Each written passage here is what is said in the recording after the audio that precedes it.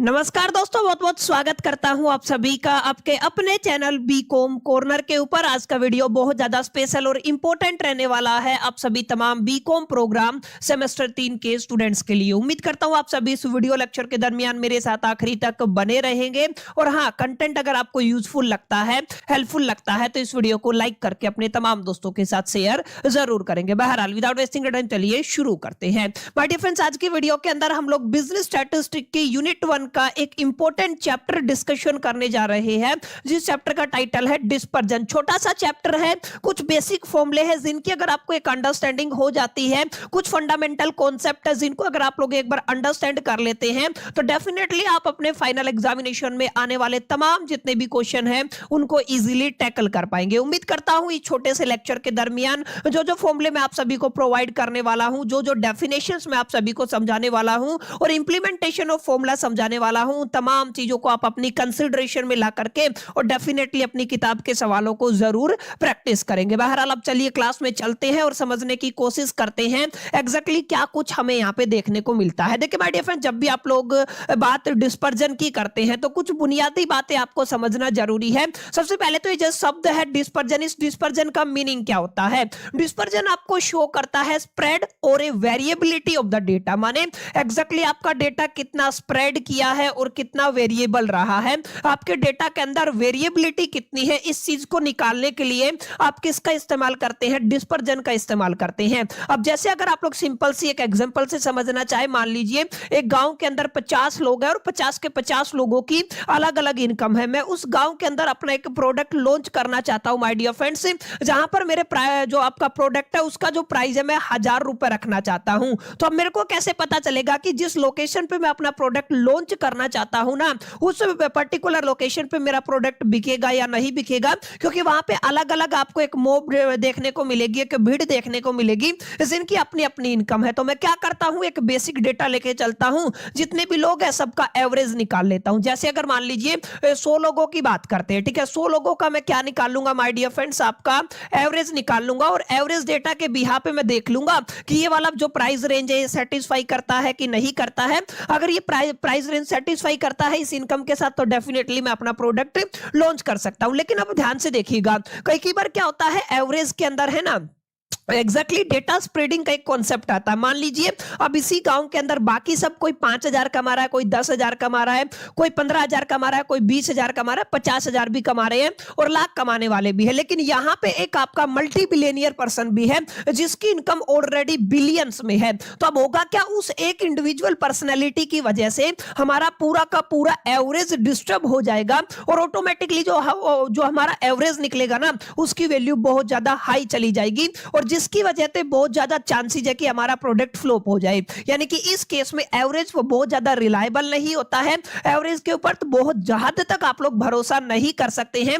That's why हम लोग देखते हैं जो एवरेज आपने निकाला उस एवरेज से एग्जैक्टली आपका डेटा कितना स्प्रेड करता है, उस डेटा के अंदर वेरिएबिलिटी कितनी है, माने ये जो एवरेज है इस एवरेज से ऊपर कितनी इनकम है और इस एवरेज से नीचे इनकम कितनी है, ये वेरिएबल हो गया। ठीक है, तो ये वेरिएबिलिटी को फाइंड आउट करने के लिए माय डियर फ्रेंड्स, इस स्प्रेड को फाइंड आउट करने के लिए हम किसका इस्तेमाल करते हैं? डिस्पर्जन का इस्तेमाल करते हैं।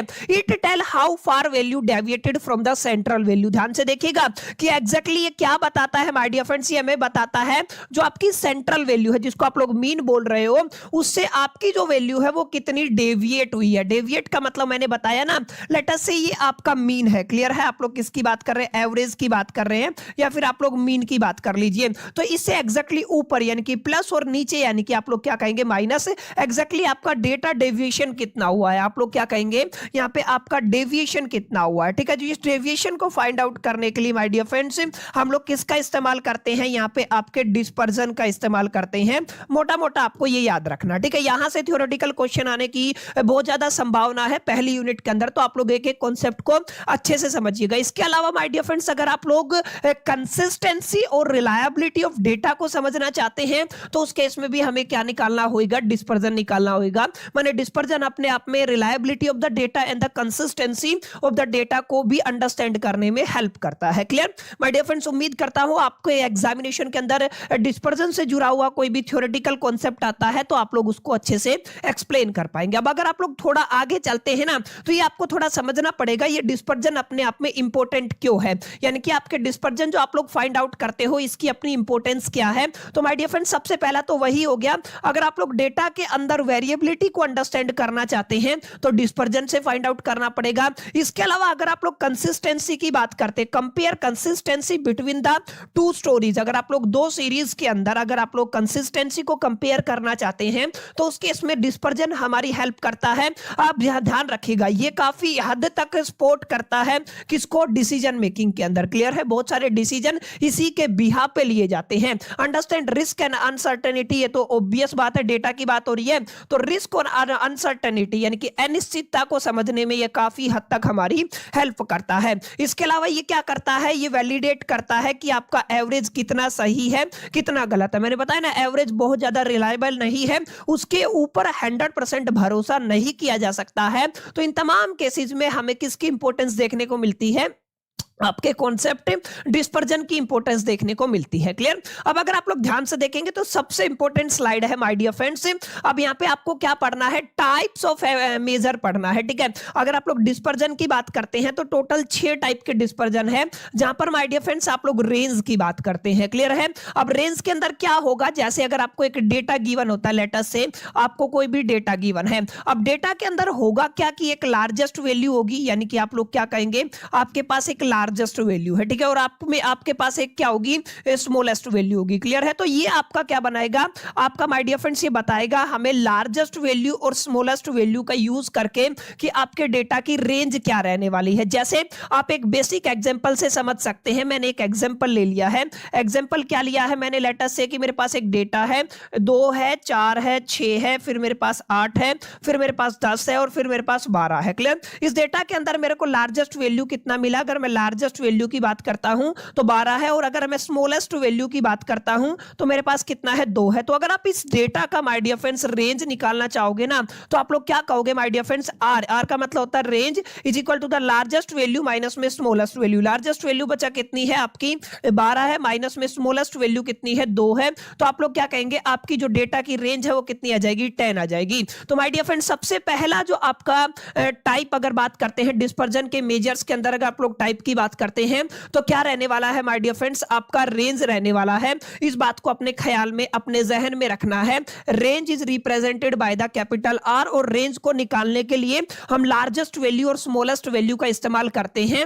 याद रखिएगा लार्जेस्ट वैल्यू को एल से रिप्रेजेंट किया जाता है, स्मॉलेस्ट वैल्यू को एस से रिप्रेजेंट किया जाता है। क्लियर, ये अभी मैं आपको और भी बता दूंगा। इसके बाद होता है क्यूडी। क्यूडी का मतलब होता है क्वार्टाइल डेविएशन। याद रखिएगा क्यूडी का फुल फॉर्म क्या होता है, क्वार्टाइल डेविएशन। एक होता है एमडी, एमडी का मतलब होता है मीन डेविएशन। अगर आप लोग वेरिएशन की वेरिएंस होएगा एक आपका, एक होता है आपका एसडी, स्टैंडर्ड डेविएशन। देखिए quartile deviation, mean deviation, standard deviation और वेरिएंस के ऊपर एक थ्योरेटिकल क्वेश्चन पूछा जाता है। इनके बीच में डिफरेंस क्या होते हैं, इनके फॉर्मूले क्या है, कहां पे आप लोग इस्तेमाल करते हैं, इस तरीके के सवाल आपको एग्जाम के अंदर देखने को मिलते हैं। इसके अलावा आप लोग बात करते हैं कोफिशिएंट ऑफ वेरिएशन। देखिए सीवी से इसको रिप्रेजेंट करते हैं। तो माय डियर फ्रेंड जब भी आप लोग डिस्पर्जन की बात करेंगे और डिस्पर्जन के टाइप्स की बात करेंगे तो हमारे पास टोटल 6 टाइप बनते हैं। रेंज आ गया, क्वार्टाइल डेविएशन आ गया, मीन डेविएशन आ गया, वेरिएंस आ गया, स्टैंडर्ड डेविएशन आ गया और कोफिशिएंट ऑफ वेरिएशन आ गया। क्लियर है, इन 6 पैरामीटर के ऊपर एक सवाल आपको देखने को मिलेगा और यहां पे कोई रॉकेट साइंस नहीं है माय डियर फ्रेंड्स। केवल अगर आपने इतना समझ लिया ना कि ये आपका कॉन्सेप्ट है, जैसे मीन डेविएशन, इसका फॉर्मूला क्या है, किन किन चीजों की जरूरत है, कैसे इंप्लीमेंट करना, बस इतना आ गया तो क्वेश्चन आपके सामने होगा, आप आराम से उसको टैकल कर पाएंगे। लास्ट में एक वीडियो डालने वाला हूं, आपको ज्यादा परेशान होने की जरूरत नहीं है। अब आप लोग भी समझा करें क्योंकि इस टाइम हमारे पास भी बहुत ज्यादा प्रेशर है और हमारे पास 3-3 सेमेस्टर मैनेज करने हैं, इसके अलावा और भी टास्क होते हैं। तो हो आपको टाइम पे मिलेगा कंटेंट, लेकिन आप थोड़ा सा पैनिक ना हो, बस इस चीज का थोड़ा ख्याल रखें। और लास्ट में जो वीडियो आएगा ना वो सबसे ज्यादा इंपॉर्टेंट रहने रहने वाला है जिसके अंदर से 85 to 90% पेपर आपका मैच रहने वाला है, इतना मैं श्योरिटी आपको दे सकता हूं। लेकिन वो चीजें आप लोग देखेंगे कि उसके लिए आपको एक बेसिक और बुनियादी अंडरस्टैंडिंग होना जरूरी है, जो इस तरीके के लेक्चर से आपको मिल जाएगी। यानी कि ये सारी चीजों की मालूमात अगर आपको हासिल होगी ना, तभी आप लोग उस वन एपिसोड का बेनिफिट उठा पाएंगे। बहरहाल अब देखिए, सबसे पहले आप लोग किसकी बात करने वाले हैं माय डियर फ्रेंड्स, रेंज की बात करने वाले हैं। और रेंज के बारे में मैंने क्या बताया था अभी अभी सर, जब भी आप लोग रेंज की बात करते हैं ना, तो हम लोग कहेंगे आपका जो डिफरेंस है लार्जेस्ट वैल्यू और स्मॉलेस्ट वैल्यू के बीच में, वो क्या कहलाता है, रेंज कहलाता है। तो रेंज का फॉर्मूला क्या हो गया, L माइनस एस हो गया। L का मतलब होता है लार्जेस्ट वैल्यू और S का मतलब होता है स्मॉलेस्ट वैल्यू। यहां पे भी लिखा हुआ है, ठीक है। इस पीपीटी को मैं साथ के साथ टेलीग्राम पे अपलोड करा दूंगा। आज भी मैंने बोला था कि पीछे की जितनी भी बची हुई पीपीटी है वो आपकी अपलोड कर दी जाए। आप लोग कमेंट करके बताइएगा आपको पीपीटी मिली है या नहीं मिली। किसी सेशन की पेंडिंग है तो इस वीडियो के नीचे कमेंट कर दीजिएगा। आज सारी पीपीटी आपको टेलीग्राम के अंदर अपलोड हो जाएंगी और आज के बाद जितने भी सेशन आएंगे साथ साथ आपको पीडीएफ मिल जाएगा, ठीक है ना। तो आप लोग इस चीज को कंसीडरेशन में रखिएगा, ठीक है। जैसे कि एग्जांपल लेते हैं, ये 10, 25, 30 और 45 और 50 का देखिए आपको डेटा गिवन है, ठीक है। थोड़ा सा ध्यान रखिएगा, बहुत बेसिक सी चीज है, यहाँ पे कोई रॉकेट साइंस नहीं रहने वाली है। आपको क्या गिवन है माय डियर फ्रेंड्स,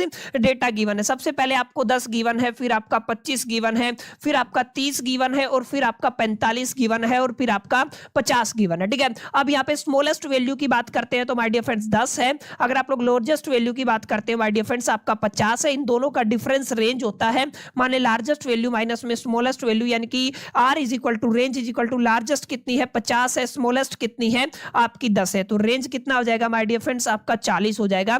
बस इससे ज्यादा आपको कुछ समझने की भी जरूरत नहीं है, इतना ही है। रेंज से रिलेटेड क्वेश्चन आएगा, लार्जेस्ट वैल्यू देख लो, स्मॉलेस्ट वैल्यू देख लो और बस उसके अंदर से क्या कर दो, माइनस कर दो, दैट्स इट। इससे बाहर माय डियर फ्रेंड्स आपको जाने की जरूरत नहीं है। समझ में आया? डिस्पर्जन का बेसिक कॉन्सेप्ट समझने के बाद पहला जो कॉन्सेप्ट आता है मैथमेटिकल कॉन्सेप्ट, उसको रेंज बोलते हैं। Range means the difference between the largest value and the smallest value of the data. Clear है? उसको क्या बोलते हैं आप लोग, रेंज बोलते हो। जरूरी क्या है, जरूरी है my dear friends coefficient of range. देखिए जब भी आप लोग कोफिशिएंट की बात करेंगे ना, तो यहां पे मेरे साथ यहां पे थोड़ा सा ध्यान दीजिएगा। जब भी माय डियर फ्रेंड्स आप लोग कोफिशिएंट ऑफ रेंज की बात करते हैं, देखिए यहां पे आप लोग क्या कहेंगे, आप लोग कहेंगे सर हमें निकालना है कोफिशिएंट ऑफ रेंज, ठीक है। कोफिशिएंट ऑफ रेंज की माय डियर फ्रेंड्स अगर आप लोग बात करते हैं तो आपको क्या करना है, जैसे आपको एक डेटा गिव, जैसे इसका फॉर्मूला अगर आप लोग याद करना चाहते हैं तो पहले कोफिशिएंट ऑफ रेंज का फॉर्मूला याद कर लीजिए। मैं यहाँ पे लिख देता हूं, coefficient of range is equal to जो लार्जेस्ट वैल्यू है उसके अंदर से माइनस कर दीजिए स्मॉलेस्ट वैल्यू को,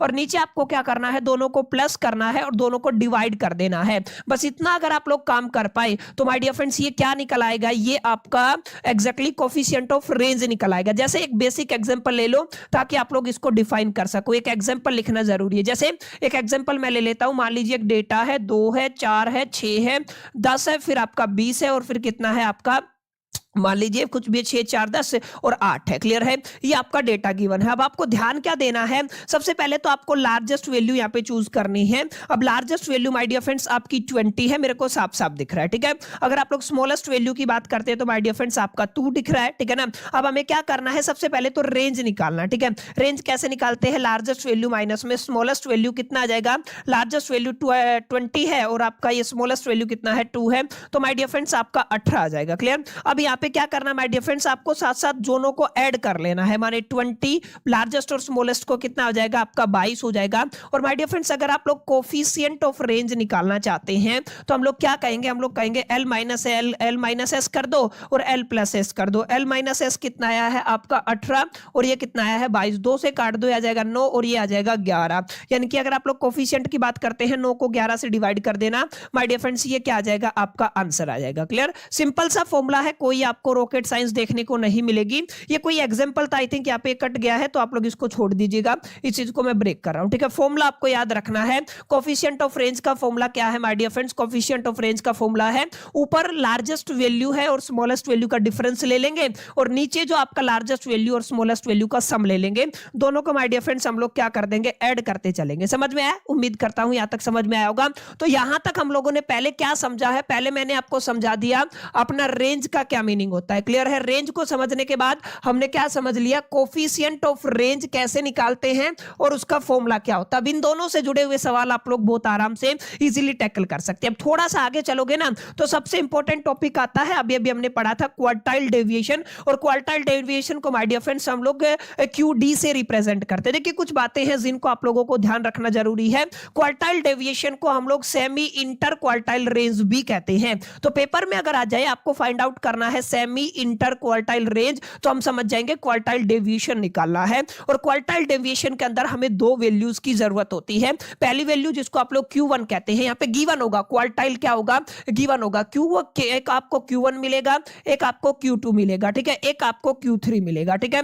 ऐसे यहाँ पे क्वार्टाइल गिवन होंगे, क्या होंगे, क्वार्टाइल गिवन होंगे। क्वेश्चन के अंदर लिखा होगा ये क्वार्टाइल है, ठीक है। तो आप लोग क्या कहेंगे, जैसे 1 लग रहा है तो ये कौन सा क्वार्टाइल हो गया है माय डियर फ्रेंड्स, आप लोग कहेंगे ये क्या बन गया है, आपका फर्स्ट क्वार्टाइल बन गया है, ठीक है। ये कौन सा हो जाएगा माय डियर फ्रेंड्स, ये आपका सेकंड क्वार्टाइल हो जाएगा। और ये कौन सा हो जाएगा माय डियर फ्रेंड्स, ये आपका थर्ड क्वार्टाइल हो जाएगा। क्लियर? ये आपको थोड़ा ध्यान में रखना है। अब जब भी आप लोग क्वार्टाइल डेविएशन की बात करेंगे तो आपको क्या करना है, आपको my dear friends third quartile लेके चलना है, उसके अंदर से आपको फर्स्ट क्वार्टाइल को माइनस कर देना है, क्योंकि हमारे पास दो डेटा है तो इसको मैं 2 से डिवाइड कर दूंगा। टेक्निक बता रहा हूं, वैसे तो आपको डायरेक्ट फॉर्मूला याद करना होगा, ठीक है ना। तो ये क्या हो गया my dear friends, quartile deviation का फॉर्मूला हो गया, ठीक है। तो क्वार्टाइल डेविएशन को आप लोग एक और नाम से जानते हो, किस नाम से जानते हो, सेमी इंटर क्वार्टाइल, ठीक है ना, रेंज बोलते हो, ठीक है। क्या बोलते हो, सेमी इंटर क्वार्टाइल रेंज बोलते हो। QD का फॉर्मूला क्या होता है, Q3 माइनस में Q1। Q3 का मतलब क्या होता है और Q1 का मतलब क्या होता है,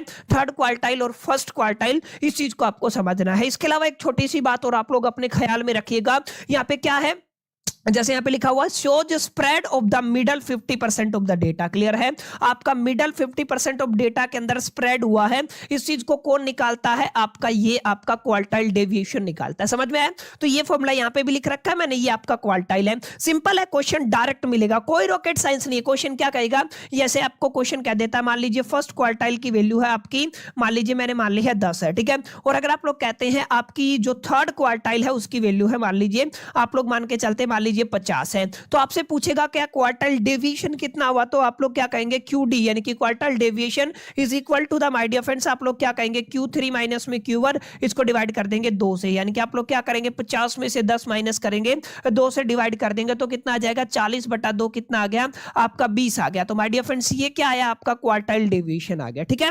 बहुत बेसिक था, क्वार्टाइल डेविएशन के अंदर कोई रॉकेट साइंस नहीं है, बहुत आसान है माय डियर फ्रेंड्स। अगर आप लोग बिजनेस स्टैट्स की बात करते हैं ना, आसान है, बस ये है कि थोड़ा सा ये लंबा सब्जेक्ट पढ़ता है, ठीक है ना। अगर समय रहते आप लोग पढ़ते ना तो आप लोग बहुत अच्छे से मार्क्स लेके आ सकते थे, अभी भी लेके आ सकते हो, बस थोड़ा थोड़ा आपको प्रैक्टिस करना है और सारे फॉर्मूले आप लोग साथ साथ याद करते चलिएगा। आगे चलते हैं माय डियर फ्रेंड्स, जो क्वार्टाइल डेविएशन है उस क्वार्टाइल डेविएशन का आपको कोफिशिएंट निकालना है। कुछ नहीं करना, कोफिशिएंट के लिए थर्ड क्वार्टाइल के अंदर वो आपको माइनस कर देना है फर्स्ट क्वार्टाइल, नीचे इनका सम ले लीजिए, यानी कि आप लोग क्या कहेंगे, थर्ड क्वार्टाइल माइनस में Q1। क्लियर है? नीचे आपका प्लस हो जाएगा, ऊपर माइनस हो जाएगा। ये आपका क्या बन गया माय डियर फ्रेंड्स, ये आपका क्या बोलते हैं आप इसको, कोफिशिएंट ऑफ क्वार्टाइल बन गया, ठीक है। यहाँ पे भी लिखा हुआ है, अगर आप लोग कोफिशिएंट ऑफ क्वार्टाइल डेविएशन निकालना चाहते हैं तो Q3 माइनस Q1 करेंगे, अपॉन में Q3 प्लस में Q1 करेंगे, डेट्स इट। जैसे एक डेटा गिवन है, आपको Q1 की वैल्यू गिवन है 15 है और Q3 की वैल्यू गिवन है 35 है। सबसे पहले आप लोग समझिए, अगर मैं क्वार्टाइल डेविएशन निकालना चाहता हूँ, Q1 की वैल्यू कितनी है, Q1 की वैल्यू 15 गिवन है, और अगर आप लोग Q3 की वैल्यू की बात करते हैं तो 35 गिवन है। तो सबसे पहले तो हम लोग इसका मान लीजिए क्वार्टाइल डेविएशन निकाले, तो क्वार्टाइल डेविएशन का फॉर्मूला क्या होता है, Q3 माइनस में Q1 हो जाएगा, अपॉन में 2 हो जाएगा, Q3 कितना है 35, अपॉन में 15 हो जाएगा 35, और इसको कितने से डिवाइड करना है, 2 से। इसका मतलब क्या हो गया, 35 में से 15 देखिए 5 गया तो 30, और 20/2 कितना हो जाएगा 10, यानी कि क्वार्टाइल डेविएशन कितना आ गया, आपका 10 आ गया, ठीक है। अब आपको क्या निकालना है, आपको निकालना है कोफिशिएंट ऑफ क्वार्टाइल डेविएशन। तो हम लोग क्या करेंगे, हम लोग करेंगे Q3 माइनस में Q1, अपॉन में क्या हो जाएगा, Q3 प्लस में Q1, ठीक है। ठीक है। अब यहाँ पे Q3 माइनस Q1 कितना आया है आपका माय डियर फ्रेंड्स, अगर आप लोग देखेंगे यहाँ पे आ जाएगा ये 35 माइनस में 10 सॉरी 15 आ गया है, और अपन में क्या करेंगे 35 प्लस में 15 आ जाएगा, ठीक है। अब देखिए 35 ये आपका वापिस सेकंड 20 बनेगा, और 35 और 40 और 10 50 हो जाएगा, ये क्या हो गया आपका 2/5, ठीक है। परसेंटेज में आंसर निकाल सकते हैं, ठीक है। तो बहुत बेसिक है, जब भी आप लोग कोफिशिएंट ऑफ क्वार्टाइल डेविएशन की बात करेंगे तो आपको क्या फॉर्मूला लगाना है, Q3 माइनस में Q1, थर्ड क्वार्टाइल माइनस में फर्स्ट क्वार्टाइल अपॉन में थर्ड क्वार्टाइल प्लस में फर्स्ट क्वार्टाइल, बस इतना ही आपको काम करना है, ठीक है। तो अभी तक हमने क्या क्या सीख लिया माय डियर फ्रेंड्स, रेंज निकालना सीखा, रेंज के कोफिशिएंट को निकालना सीखा, क्वार्टाइल डेविएशन को समझा, क्वार्टाइल डेविएशन के कोफिशिएंट को निकालना सीखा।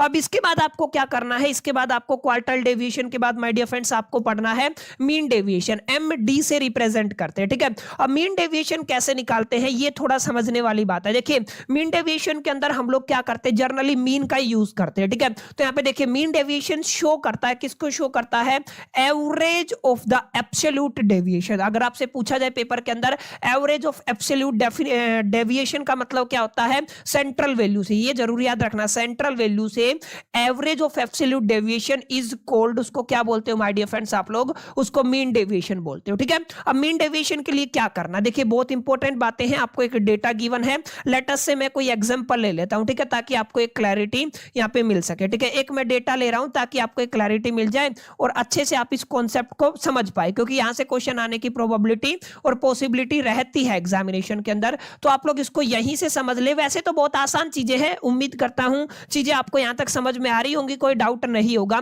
लेट अस से आपको एक डेटा गिवन है, ठीक है, मैं मान लेता हूं आपको पहले 10 गिवन है, फिर 20 गिवन है, फिर आपका 30 गिवन है, और फिर आपका 40 गिवन है, ठीक है। ये डेटा माय डियर फ्रेंड्स आपको गिवन है, आपको निकालना है मीन डेविएशन कितना आया है, ठीक है। अब इस x के बिहाफ पे आप लोग मीन निकाल सकते हैं, यस निकाल सकते हैं।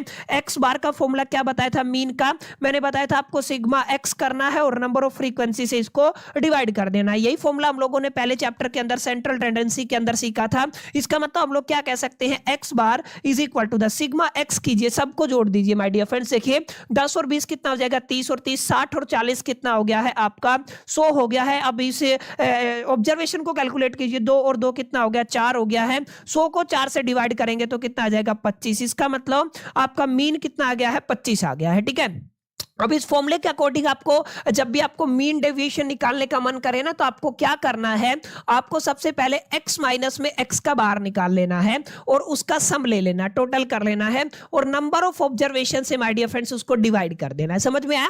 जब भी मीन डेविएशन की बात करेंगे तो ये सेम फॉर्मूला आपको लगाना है, अलोंग विद याद रखिएगा ये जो वैल्यू निकालेंगे इसका मैग्नीट्यूड लेके चलना है, माने माइनस आएगा तो भी प्लस लेना। अभी समझाता हूं, ध्यान रखिएगा। हमें क्या करना है, हमें सबसे पहले मैं इसका जैसे डुप्लीकेट कर लेता हूं ताकि हम इसको क्या कर सके, यहां पे अच्छे से समझ सके, ठीक है ना। यहां पे जस्ट ए मिनट, हम लोग क्या करने वाले माय डियर फ्रेंड्स, हम इसको क्या करने वाले डुप्लीकेट, ताकि हमें एक और कॉलम मिल जाए, ठीक है। अब इसके अलावा हमें एक और कॉलम चाहिए, मैं अभी आपको समझाऊंगा क्यों चाहिए जब भी मीन डेविएशन निकालना होगा ना। तो अब मेरे को क्या निकालना है, मेरे को माय डियर फ्रेंड्स यहां पे फाइंड आउट करना है x माइनस में x का बार, ठीक है। तो मैं क्या करूंगा, x माइनस में x का बार निकाल लूंगा, यानी कि मीन कितना है 25, 10 में से 25 जाएगा तो मेरा माइनस का 15 बचेगा, ठीक है।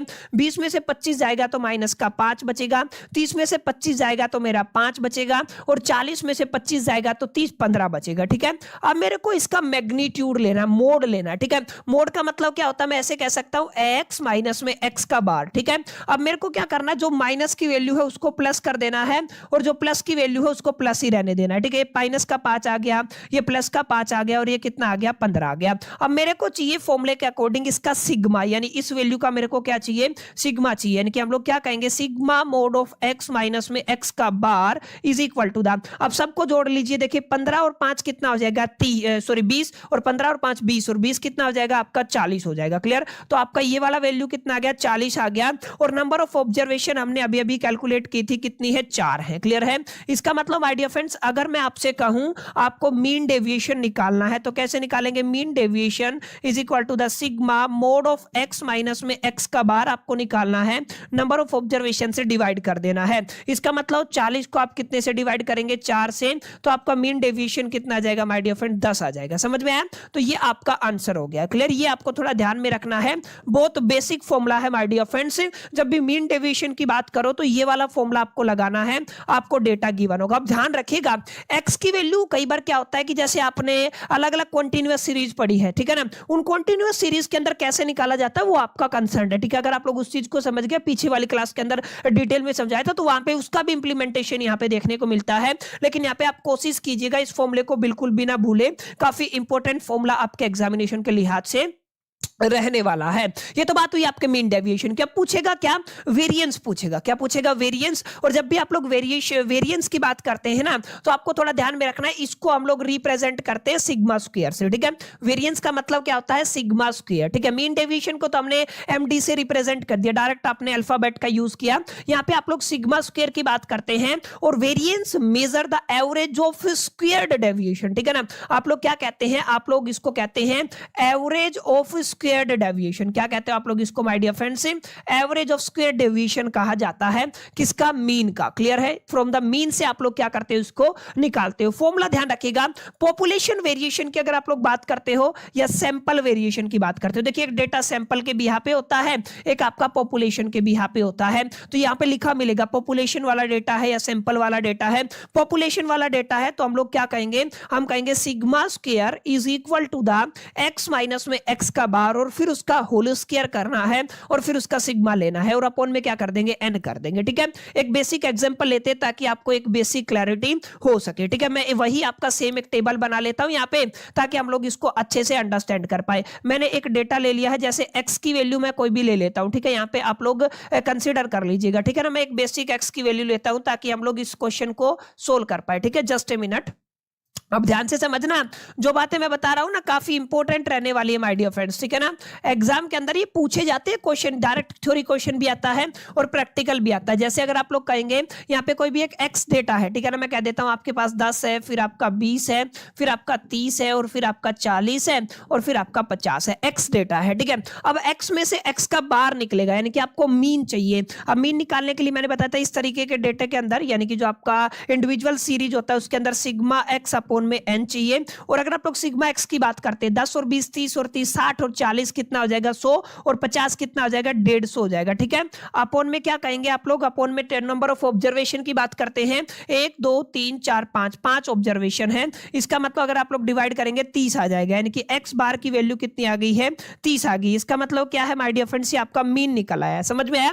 अब मेरे को क्या करना है? एक्स में से एक्स बार को माइनस करना है। अगर मैं एक्स में से एक्स बार को माइनस करता हूं तो माय डियर फ्रेंड्स मेरे को एक वैल्यू मिलेगी। क्लियर है? अगर आप लोग ध्यान देंगे तो एक्स में से अगर मैं एक्स बार को क्या करता हूं? माइनस करता हूं, तो मेरे को एक वैल्यू मिलेगी। अब ध्यान से समझिएगा इस बात को जो मैं आपको समझा रहा हूं। यहां पे आपका अलग से कॉलम बनेगा, ठीक है। अब माइनस कीजिए, आपका 30 है, 10 में से 30 जाएगा तो माय डियर फ्रेंड्स कितना बचेगा? माइनस का 20 बचेगा। 20 में से 20 जाएगा, तो 20 में से 30 जाएगा तो माइनस का 10, और 30 में से 30 जाएगा तो आपका कितना बचेगा? 0 बचेगा। 40 में से 30 जाएगा तो आपका 10 बचेगा। 50 में से 30 जाएगा तो आपका 20 बचेगा। अब करना क्या है? फॉर्मूले के अकॉर्डिंग इसका स्क्वायर निकालना है, माने जो ये वैल्यू आया है x माइनस में x का जो बार आया है इसका आपको स्क्वायर लेना, ठीक है। 4, अब अगर 20 का स्क्वायर लेते हो 40 माइनस माइनस कितना हो जाएगा? प्लस 400 हो गया। 10 का कितना हो जाएगा? 100 माइनस माइनस क्या हो जाएगा? प्लस हो जाएगा। 0 का कितना रहेगा? 0। 10 का कितना हो जाएगा? 100 हो जाएगा। और 20 का कितना हो जाएगा? आपका 400 हो जाएगा। समझ में आई इतनी बात? अब हमें इसका करना है सिग्मा। क्या करना है? सिग्मा। तो कैसे करेंगे सर? सिग्मा हमें लेना है x माइनस में x के बार का होल स्क्वायर। अगर आप लोग करेंगे तो ऐड कर दीजिए, देखो 400 और 100 500, 400 और 100 500, इसका वैल्यू कितना आ गया? आपका 1000 आ गया है। क्लियर? टोटल ऑब्जर्वेशन 1 2 3 4 5 है, यानी कि n की वैल्यू कितनी आ गई है? आपकी 5 आ गई है, ठीक है। अब यहाँ पे करना क्या माय डियर फ्रेंड्स? आपको ध्यान रखना है, अगर आप लोग पॉपुलेशन वेरिएशन वाला फॉर्मूला लगाते हैं, वेरिएशन यानी कि sigma square is equal to the, आप लोग क्या कहते हैं? सिग्मा एक्स माइनस में एक्स बार का होल स्क्वायर अपॉन में कितना आ जाएगा आपका n हो जाएगा। क्लियर? ये कितना है आपका 1000 आप लोगों ने लिया था, अपन में n की वैल्यू कितनी है माय डियर फ्रेंड्स 5 है, इसको डिवाइड कर देंगे, ये आपका आ जाएगा 200। क्लियर? कितना आ गया आपका 200, यानी कि सिग्मा स्क्वायर वेरिएंस की वैल्यू कितनी आ गई आपकी 200 आ गई है, ध्यान रखना। अब एक चीज आप याद रखिएगा, अगर आप लोग सैंपल वेरिएशन की बात करते हैं, जैसे ये तो आपका पॉपुलेशन वेरिएंस हो गया, ठीक है, सैंपल वेरिएशन की वेरिएंस की बात करते हैं, सैंपल वेरिएंस के अंदर केवल जहां पे आप number of observation capital N लेते हैं ना, यहाँ पे आप लोग स्मॉल एन माइनस में 1 लेंगे और रिप्रेजेंटेशन यहाँ पे आप लोग सिग्मा स्क्वायर की जगह क्या कर देंगे, एस स्क्वायर कर देंगे। ठीक है, ये किसकी बात हुई माय डियर फ्रेंड्स, आपके वेरिएंस की बात हुई। समझ में आया वेरिएंस कैसे निकालना है? बहुत बेसिक तरीके से माय डियर फ्रेंड्स यहाँ पे आप लोग वेरिएंस निकाल सकते हैं। आपने क्वार्टाइल डेविएशन आप सभी ने पढ़ लिया, आप सभी ने मीन डेविएशन पढ़ लिया, कोफिशिएंट ऑफ क्वार्टाइल डेविएशन पढ़ लिया, आप सभी ने रेंज पढ़ा और रेंज का कोफिशिएंट पढ़ा। उम्मीद करता हूं माय डियर फ्रेंड्स यहां तक आपको चीजें अच्छे से समझ में आ गई होंगी। फॉर्मूले का इंप्लीमेंटेशन आ गया होगा, फॉर्मूले के अंदर जो भी डेटा गिवन होता है, जो भी चीजें हमें निकालनी होती है वो सारी समझ में आ गई होंगी। अब थोड़ा आगे बढ़ते हैं, अब हम एसडी की बात करते हैं, स्टैंडर्ड डेविएशन की। पेपर में थ्योरी भी आती है, इसलिए इसकी थ्योरी भी मैंने साथ साथ मेंशन की, सभी की थ्योरी साथ साथ मेंशन की है। इसको कहते हैं square root of variance. Variance जो आपने निकाला है उसका square root my dear friends क्या कहलाता है, वो आपका स्टैंडर्ड डेविएशन कहलाता है। अभी आपने वेरिएंस की बात की, वेरिएंस क्या होता है my dear friends, variance is equal to the sigma square. ठीक है ना, अब मेरे को क्या निकालना है, मेरे को निकालना है माय डियर फ्रेंड्स आपका स्टैंडर्ड डेविएशन, एसडी निकालना है। तो माय डियर फ्रेंड्स ये आपका स्क्वायर रूट होगा इसका सिग्मा स्क्वायर का। ठीक है ना, यानी कि वेरिएंस था और इसका क्या कर दिया, स्क्वायर रूट कर दिया, स्क्वायर से रूट कैंसिल हो जाएगा। स्टैंडर्ड डेविएशन क्या आ गया, केवल आपको क्या निकालना है, आपको ये आपका सिग्मा निकालना है, यानी कि सिग्मा से किसको रिप्रेजेंट करते हैं, स्टैंडर्ड डेविएशन को रिप्रेजेंट करते हैं। समझ में आई इतनी मेरी बात? आई होप कितनी बातें आपको क्लियर रही होंगी। यानी कि आप लोग क्या कह सकते हैं, अब सिग्मा स्क्वायर का फॉर्मूला आप सभी ने, यानी कि standard deviation is equal to the, note कीजिएगा, हमने क्या कहा, under root of sigma square, आप लोग ये कह सकते हैं। और सिग्मा स्क्वायर का फॉर्मूला क्या था, अभी अभी हमने पढ़ा था, सिग्मा हमने कहा था x माइनस में x के बार का होल स्क्वायर हमें लेना है और नंबर ऑफ ऑब्जर्वेशन से हमें डिवाइड कर देना है, अगर आप लोग पॉपुलेशन वेरिएंस की बात करते हैं। ठीक है, तो ये किसका फॉर्मूला बन गया माय डियर फ्रेंड्स, ये आपके स्टैंडर्ड डेविएशन का फॉर्मूला बन गया, ये आपको थोड़ा याद रखना। ठीक है, तो फॉर्मूला क्या बना, ये बना, ध्यान रखिएगा। देखिए अंदर किसकी वैल्यू है, वेरिएंस की है, और वो भी आपका पॉपुलेशन वेरिएंस। ठीक है ना, अंडर रूट कर दिया, तो ये क्या कहलाएगा, स्टैंडर्ड डेविएशन कहलाएगा। अब ध्यान रखिएगा इसका यूज हम लोग कहां पे करते हैं, डिस्पर्जन को फाइंड आउट करने के लिए, मेजरली हम लोग क्या करते हैं, स्टैंडर्ड डेविएशन का यूज करते हैं। Show how much value deviated from the mean, mean से एग्जैक्टली कितनी वैल्यू डेविएट हुई है। ठीक है ना, एग्जैक्टली कितनी वैल्यू डेविएट हुई है, उसको क्या बोलते हो माय डियर फ्रेंड्स, उसको आप लोग यहाँ पे निकालने के लिए किसका इस्तेमाल करते हो, आप लोग स्टैंडर्ड डेविएशन का इस्तेमाल करते हो। अच्छा, एक चीज और आप याद रखिएगा, यहाँ पे क्या करना है आपको, मीन अगर आप लोग नहीं, अच्छा ये सेम ही बात है, ये क्या है आपकी सेम ही बात है, कंफ्यूज नहीं होना, ये वाला फॉर्मूला लगा दो, चाहे ये वाला फॉर्मूला लगा दो। अगर आप लोग समझना चाहे तो एक बार इसको समझ भी सकते हैं, कुछ नहीं है ये। अगर आप लोग ये देखिए, अगर आप इस वैल्यू की बात करते हैं, ये वाली वैल्यू है, ये क्या होती है, ये मीन होती है, ये तो आपकी मीन होती है ना, मीन निकालना मैंने आपको बताया था एक्स का बार। ठीक है ना, ये मीन हो गया। अब करना क्या है, आपको पहले एक्स का स्क्वायर करना है, एन से डिवाइड करना है, फिर आपको मीन निकाल के उसका स्क्वायर कर देना है। आप लोग किसी भी मेथड का माय डियर फ्रेंड्स इस्तेमाल कर सकते हैं, that's completely depending upon you. ठीक है, जो वैल्यू आएगा ना वो उसका स्क्वायर रूट ले लीजिए, यानी वेरिएंस निकाला। लेट अस से एक क्वेश्चन आपने लिया, ठीक है ना, लेट अस से मैंने एक एग्जांपल ले लिया है जिसका variance my dear friend sigma square मेरे पास कितना आया है, 100 आया है। तो अगर मैं इसका अंडर रूट ले लूं, इसका क्या ले लूं, अंडर रूट ले लूं, यानी कि आप लोग क्या कहेंगे, आप लोग कहेंगे सिग्मा, अगर मैं कहूं आपका स्टैंडर्ड डेविएशन अगर आपको निकालना है तो sigma is equal to the under root क्या हो जाएगा आपका 100 हो जाएगा। ठीक है, 100 किस क्या होता है, प्लस माइनस कितना हो जाएगा, 10 हो जाएगा। क्लियर, ये आपको थोड़ा ध्यान में रखना। वैसे अगर आप लोग 10 भी लिख देंगे तो गलत नहीं होगा। ठीक है, तो ये कितना हो गया माय डियर फ्रेंड्स, आपका 10 हो गया, सिंपल। तो ये क्या है, आपका स्टैंडर्ड डेविएशन है। स्टैंडर्ड डेविएशन को निकालने के लिए हमें वेरिएंस का इस्तेमाल करना पड़ता है, इस चीज को आपको थोड़ा ध्यान में रखना है। अच्छा, ये सबसे लास्ट एंड फाइनल टॉपिक है और उसका आपका डिस्पर्जन है, वो आपका कंप्लीट हो जाएगा।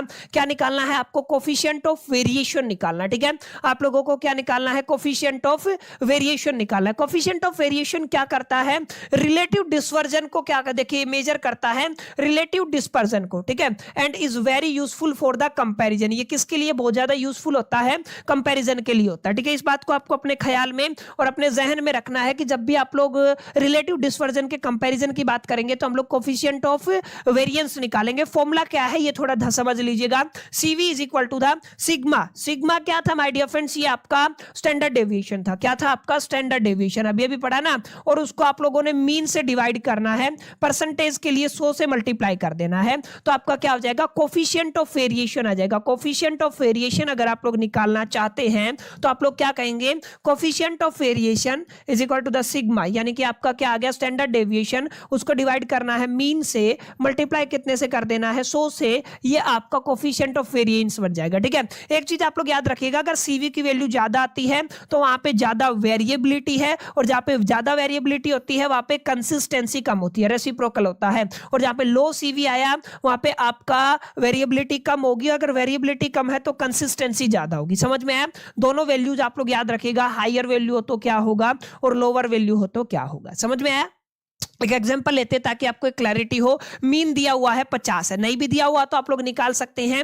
एक्स का बार कितना दिया हुआ है? 50 दिया हुआ है। स्टैंडर्ड डेविएशन सिग्मा कितना दिया हुआ है? 10 दिया हुआ है। आपको क्या निकालना है? CV निकालना है। ठीक है, कोफिशिएंट ऑफ वेरिएशन, तो आप लोग क्या कहेंगे? सिग्मा कोण में मीन का बार, और कितने से मल्टीप्लाई कर देंगे? 100 से, यानी आप लोग क्या कहेंगे? आप लोग कहेंगे 10 डिवाइडेड बाई 50 मल्टीप्लाई में कितना हो जाएगा? 100। 50 दूनी 100 होता है, 10 दूनी 20 होता है। CV कोफिशिएंट ऑफ वेरिएंस हमेशा परसेंटेज में निकलेगा। ठीक है, तो कितना आ गया? क्योंकि हमने 200 से मल्टीप्लाई किया था ना, तो 20% वेरिएबिलिटी है। क्लियर? समझ में आया? तो इस तरीके से माय डियर फ्रेंड्स आप लोग इस चैप्टर को कंप्लीट करते हैं। आपको समझ में आया होगा किस तरीके से फॉर्मूले का इंप्लीमेंटेशन करना है, और एग्जैक्टली इस चैप्टर के अंदर आपको क्या क्या चीजें पढ़नी है। अब एक छोटी सी चीज मैं आप सभी के साथ और शेयर करूंगा। ये एडवांटेजेस हैं, ये डिसएडवांटेजेस हैं, या लिमिटेशन ऑफ डिस्पर्जन है।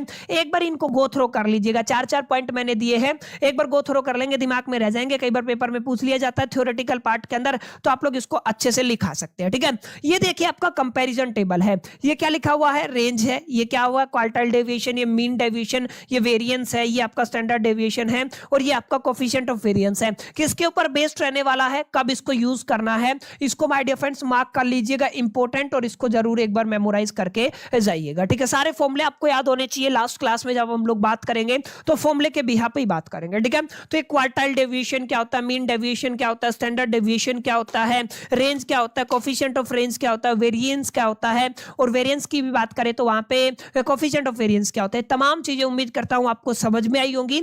आज की क्लास के अंदर हम आपकी यूनिट 1 के चैप्टर 3 को वन शॉट के अंदर रिवाइज करने वाले हैं, जिसका टाइटल है मोमेंट्स। मोमेंट से जुड़ी हुई जितनी भी मालूमात आपको हासिल होनी चाहिए वो इस वीडियो को कंप्लीट करने के बाद आप सभी को हो जाएगी। क्विक रिवीजन रहेगा वन शॉट के अंदर। उम्मीद करता हूं आप सभी जो जो चीजें मैं आपको आज की वीडियो के अंदर प्रोवाइड करूंगा, तमाम चीजों को अच्छे से लर्न करके, मेमोराइज करके अपने फाइनल एग्जामिनेशन के अंदर इन तमाम चीजों का यूटिलाइजेशन करेंगे। बहरहाल ज्यादा समय को व्यर्थ न करते हुए हम लोग बढ़ते हैं अपने क्लास के अंदर, सेशन के अंदर, और देखते हैं एग्जैक्टली क्या कुछ ही मामला है मोमेंट्स का। देखिए बहुत बेसिक चीजें हैं। थ्योरेटिकल क्वेश्चन भी आने की संभावना है और प्रैक्टिकल क्वेश्चन आने की भी संभावना है।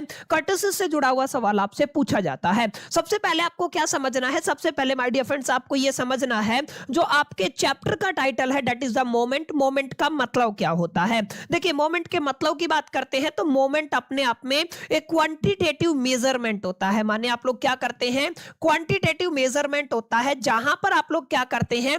डिस्क्राइब करते हैं shape of the contribution. Exactly आपके डेटा के अंदर जो आपका शेप ऑफ कंट्रीब्यूशन क्या है, इस चीज को एंश्योर करने का काम कौन करता है? आपका मोमेंट्स करता है। कई बार एग्जामिनेशन के अंदर डायरेक्ट क्वेश्चन पूछा जाता है तो आपको मोमेंट्स के बारे में डायरेक्टली इतना ही लिखना है कि moments are the quantitative measurement that describe the shape of a distribution. समझ में आया? किसी भी डिस्ट्रीब्यूशन के शेप को डिस्क्राइब करने के लिए हम किसका इस्तेमाल करते हैं? मोमेंट्स का इस्तेमाल करते हैं। इसके अलावा एक चीज आप और याद रखिएगा, दे मेजर कैरेक्टरिस्टिक लाइक। ये कुछ ऐसे कैरेक्टरिस्टिक्स को मेजर करते हैं, जैसे आप सेंट्रल टेंडेंसी की बात करते हैं। सेंट्रल टेंडेंसी के अंदर आप लोग माय डियर फ्रेंड्स मीन पढ़ के आए हो, आप लोग मोड पढ़ के आए हो, और आप लोग मीडियन मीडियन पढ़ के आए हुए, तमाम चीजें किसके अंदर आती हैं, सेंट्रल टेंडेंसी के अंदर अंदर आती हैं। तो मीन, मोड और मीडियन, इन तरीके की जो कैरेक्टरिस्टिक है उनको मेजर करने के लिए इसका इस्तेमाल किया जाता है। आप डिस्पर्जन की बात कर लीजिए, आज ही एक क्लास डला होगा चैनल के ऊपर, डिस्पर्जन को डिटेल में समझा था। उसके अलावा आज जो हम पढ़ेंगे वो सिक्यूनेस को पढ़ेंगे, सवाल आता है, और कर्टेसिस को पढ़ेंगे। क्लियर है? चाहे बात सिक्यूनेस की कर लीजिए, चाहे बात कर्टेसिस की कर लीजिए, चाहे सेंट्रल टेंडेंसी की बात कर लीजिए, चाहे डिस्पर्जन की बात कर लीजिए, ये तमाम कैरेक्टरिस्टिक्स को मेजर करने में कौन हेल्प करता है? कहीं ना कहीं मोमेंट्स हेल्प करता है। क्लियर? तो इतना काफी रहेगा आपके एग्जामिनेशन के प्रोस्पेक्टिव से। इसके अलावा ये थोड़ा ध्यान रखिएगा, moments are calculated about a point, माने मोमेंट को आप लोग एक पॉइंट के इर्द गिर्द कैलकुलेट करते हैं। अमूमन हम लोग क्या लेके चलते हैं? आपका मीन लेके चलते हैं, यानी कि मीन के अबाउट हम लोग क्या करते हैं? आपके मोमेंट्स को कैलकुलेट करते हैं। समझ में आया? तो ये जो आपके चैप्टर का टाइटल था, क्लियर रहा होगा, डेफिनेशन आपको समझ में आ गई होगी। मेन एजेंडा सिक्यूनेस और कर्टेसिस को हम लोग सीखने वाले हैं। क्लियर? अब थोड़ा आगे अगर आप लोग बढ़ते हो तो ये आपको थोड़ा ध्यान में रखना है, कितने तरीके के मोमेंट्स होते हैं। माय डियर फ्रेंड्स, यही से आपका इंपॉर्टेंट टॉपिक शुरू हो जाता है। टोटल आपके पास 6 तरीके के मोमेंट्स हैं जिनको आपको याद रखना है। देखिए, पहला मोमेंट क्या है, जिसको आप लोग रो मोमेंट के नाम से जानते हैं, टेकन अबाउट द ओरिजिन। इसको किसके अबाउट लेके चलते हो? ओरिजिन के अबाउट लेके चलते हो। इसके बारे में अभी मैं डिटेल में डिस्क्राइब करूंगा। सेकंड जो मोमेंट रहेगा वो सेंट्रल मोमेंट रहेगा, इसको आप लोग मीन के अबाउट लेके चलोगे। ठीक है? जैसे ये ओरिजिन के अबाउट है, ये किसके अबाउट है? मीन के अबाउट। तो मीन के अबाउट आप लोग सेंट्रल मोमेंट्स की बात करते हैं। वही देखिए, फर्स्ट मोमेंट है जिसको आप लोग μ1 से रिप्रेजेंट करेंगे। अगर आप लोग सेकंड मोमेंट की बात करते हैं तो म्यू सेकंड से रिप्रेजेंट करेंगे। अगर आप थर्ड मोमेंट की बात करते हैं तो ये आपका μ3 रहेगा, और फोर्थ मोमेंट की बात करते हैं तो ये आपका μ4 रहेगा। यानी μ1, μ2, μ3, μ4। इसका मतलब क्या है? आप लोग first moment, second moment, third moment की बात करेंगे। जो भी बच्चे साइंस बैकग्राउंड के वो जानते होंगे, दिस इज अ माइक्रो, जिसका मतलब होता है, वैसे अगर अमूमन देखेंगे यूनिट्स के अंदर तो 10⁻⁻⁶ होता है, लेकिन इसको म्यू बोलते हो आप लोग, याद रखना। ये क्या है? म्यू। और म्यू किसको रिप्रेजेंट करता है? मोमेंट्स को रिप्रेजेंट करता है। First moment, second moment, third moment और फोर्थ मोमेंट, आपको μ4 तक ही चलना है। क्लियर? एक इंपॉर्टेंट बात और आपको अपने ख्याल में और अपने जहन में रखनी है, जैसे अगर आप लोग फर्स्ट मोमेंट की बात करते हैं, इसकी बात करते हैं, तो यहां पे आपको याद रखना, आपको क्या मिलेगा माय डियर फ्रेंड्स? आपको मीन मिलेगा। क्लियर? अगर आप लोग μ2 की बात करते हैं तो यहां पे आपको क्या रहेगा? वेरिएंस। किसकी बात करेंगे आप लोग? यहां पे वेरिएंस के इर्द गिर्द बात करेंगे। और पिछली क्लास में मैंने बताया था, वेरिएंस को आप लोग सिग्मा स्क्वायर से रिप्रेजेंट करते हैं। माय डियर फ्रेंड्स, जिसका फॉर्मूला आप सभी ने क्या पढ़ा था? सिग्मा, उसके बाद आपने एक्स निकाला था, एक्स का बार निकाला था, उसका स्क्वायर किया था, अपॉन में माय डियर फ्रेंड्स इसको आप लोगों ने एन से डिवाइड कर दिया था। तो ये वाला फॉर्मूला किसका था? वेरिएंस का था। और अगर आप सभी को याद हो तो हमने वेरिएंस से क्या निकाला था? हमने आपका सिग्मा निकाला था, जिसको आप लोग क्या कहते हो? स्टैंडर्ड डेविएशन कहते हैं। और माय डियर फ्रेंड्स, अगर आप सभी को याद हो तो स्टैंडर्ड डेविएशन का फॉर्मूला यानी कि इसका अंडर रूट हो जाएगा, यानी आप लोग क्या कह देंगे? आप लोग कह देंगे सिग्मा एक्स माइनस में एक्स का जो मीन है और उसका स्क्वायर अपॉन में क्या कह देंगे? आप लोग एन कह देंगे। क्लियर है? कुछ इसी तरीके का फॉर्मूला आई थिंक हमने पढ़ा था, तो आप लोगों को इस चीज को अच्छे से अंडरस्टैंड करना है। ठीक है? अब सेकंड मोमेंट की बात करते हैं तो वेरिएंस हो गया। याद रखिएगा, μ3 का मतलब क्या होगा? आप लोग स्क्यूनेस के साथ बात करेंगे। ठीक है ना? यहाँ पे आप लोग किससे डील करेंगे? स्क्यूनेस से। और μ4 का मतलब क्या है? आपका कर्टेसिस है। तो इन्हीं पर आपका मेन फोकस रहेगा। ठीक है? तो आप लोग क्या कहेंगे? ये क्या हो जाएगा? आपका कर्टेसिस हो जाएगा। यानी कि μ3 का मतलब स्क्यूनेस पे और μ4 का मतलब कर्टेसिस पे, और इन्हीं दोनों पर आज की क्लास का हमारा एजेंडा रहेगा, चर्चा करेंगे। यानी कि मोमेंट्स की डेफिनेशन को समझने के बाद हमने क्या बताया कि अलग अलग टाइप ऑफ मोमेंट्स है, जहां पर 6 टाइप आपने पढ़े हैं। रो मोमेंट अबाउट द ओरिजिन होएगा, central moment about the mean होएगा, फर्स्ट मोमेंट μ1 है जिस जो मीन के अराउंड होएगा, एंड सेकंड मोमेंट μ2 है वेरिएंस, थर्ड मोमेंट आपका μ3 है सिक्यूनेस की बात करते हैं, फोर्थ मोमेंट μ4 है जहां पर आप लोग कर्टेसिस की बात करते हैं। That's it. इससे बाहर आपको कुछ और पढ़ने की जरूरत नहीं है। सबसे पहले मोमेंट की बात करते हैं जिसका टाइटल है रो मोमेंट, जिसको आप लोग क्या कहते हैं? It is completely about the origin. ये किसके अबाउट होता है? ओरिजिन के अबाउट होता है। अब आपको ध्यान रखना है, अगर आप लोग रो मोमेंट की बात करते हैं ना तो यहाँ पे रिप्रेजेंट का अपना रोल रहेगा। ठीक है? अगर आप लोग रो मोमेंट की बात करते हैं तो माय डियर फ्रेंड्स म्यू से ही रिप्रेजेंट किया जाता है। यहाँ पे आप लोग डैश लगा देंगे और नीचे एन लगा देंगे। अब ध्यान रखिएगा, यही पावर है, यही क्या है आपका पावर है।